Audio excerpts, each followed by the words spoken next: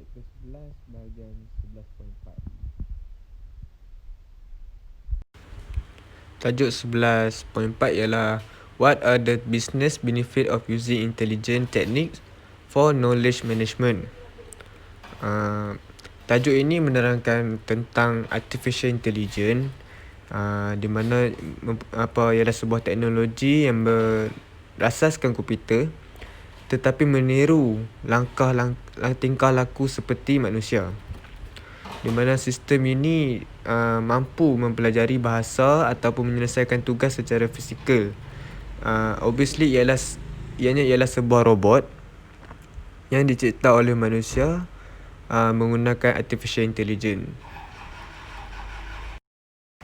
Seterusnya ialah capturing knowledge, iaitu expert system.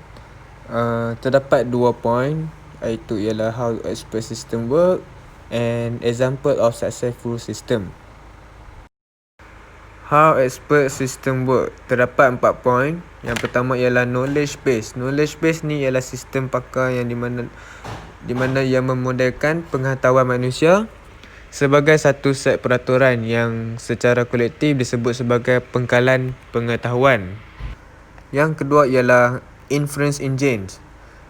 Inference engine di mana ialah strategi yang digunakan untuk mencari melalui pengkalan pengetahuan, yang mana ianya disebut ialah inference engine. Dia menggunakan dua strategi yang biasanya digunakan, ialah rantai hadapan dan juga rantai belakang. Yang ketiga pula ialah forward chaining. Di dalam ataupun rantai depan. Di dalam forward chaining ini, inference engine bermula dengan maklumat yang dimasukkan oleh pengguna dan akan mencari asas peraturan bagi mencapai sesuatu kesimpulan. Sebagai contoh, ialah strategi untuk memecat atau melaksanakan tindakan peraturan apabila sesuatu syarat itu berlaku. Yang keempat ialah backward chaining ataupun rantai mundur. Ianya bertujuan untuk mencari asas peraturan bermula dengan hipotesis dan meneruskan dengan mengemukakan soalan kepada pengguna mengenai pilihan fakta sehingga hipotesis itu disahkan. Ini ialah rajah bagi rules in an expert system.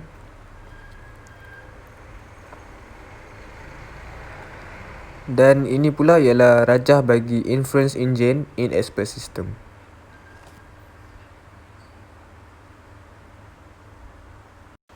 Poin yang kedua itu ialah example of successful expert system.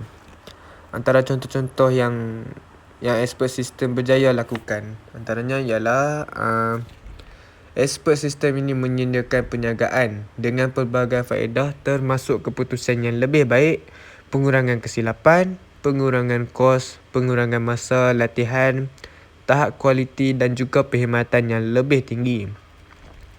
Pengangkutan Conway ini membina seorang pakar sistem yang disebut Line Hall untuk mengoptimasikan dan mengoptimumkan perancangan penghantaran bagi laluan untuk perniagaan truk pengangkutan di seluruh negara.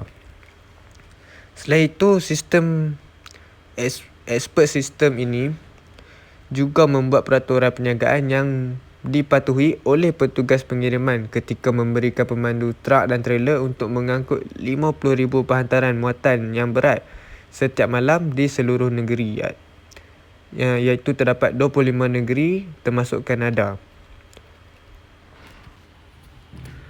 Seterusnya ialah organizational intelligence, iaitu ialah case-based reasoning.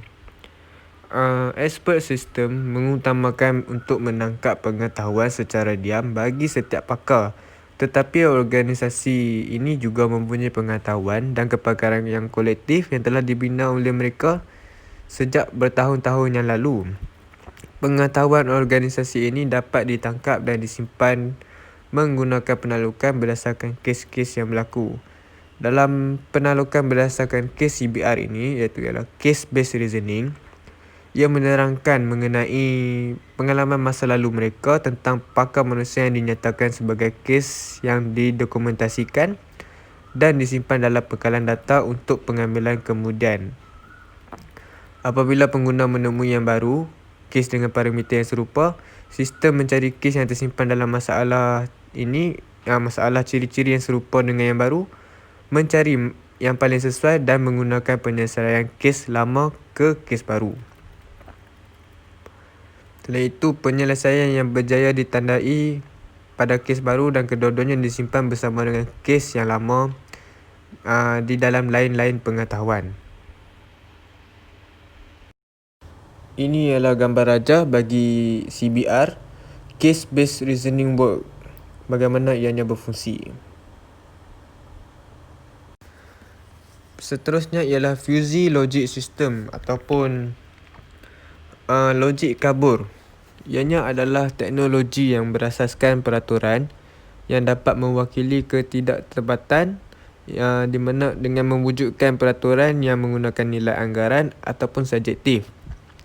Selain itu, ia juga dapat menggambarkan sesuatu fenomena yang tertentu ataupun proses secara linguistik, yang di mana kemudiannya menggambarkan keterangan tersebut dalam sebilangan kecil peraturan fleksibel.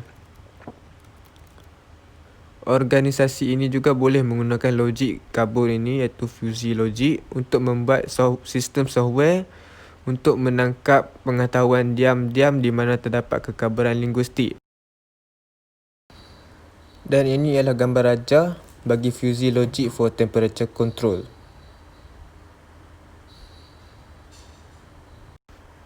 Okey, sekian itu sahaja daripada saya. Assalamualaikum.